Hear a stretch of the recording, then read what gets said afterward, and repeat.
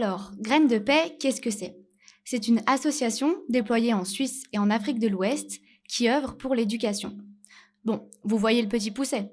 Graines de paix, c'est la même chose. Elle sème de l'éducation aujourd'hui pour qu'on trouve le chemin de la paix demain.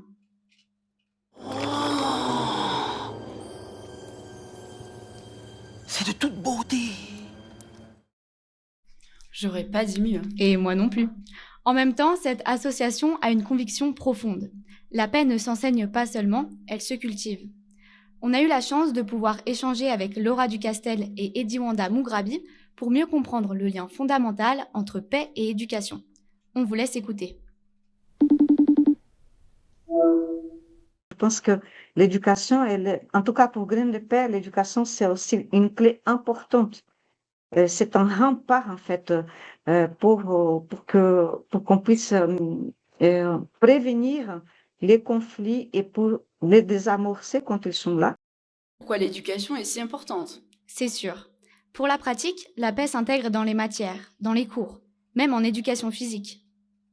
L'éducation physique aussi, dans la coopération, dans la création des règles, dans le respect des règles, dans la construction de la solidarité aussi entre les élèves. Je pense que ça, c'est aussi des moments privilégiés pour l'éducation à la paix. On a aussi évoqué la place de la littérature, des jeux de rôle, des prises de parole. C'est vraiment intéressant car les programmes de Graines de paix s'intègrent directement dans des matières scolaires. Mais cultiver la paix, ça veut aussi dire la pratiquer. Et pour ça, les élèves ne restent pas spectateurs.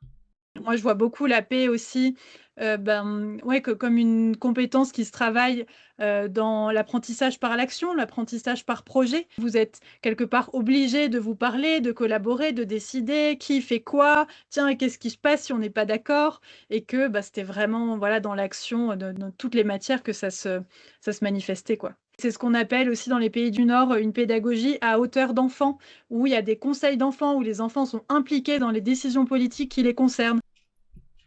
C'est vraiment une belle leçon démocratique. C'est sûr que c'est très inspirant. Il est clair que si nous voulons essayer de pacifier le monde, l'éducation et les enfants ont un rôle majeur à jouer.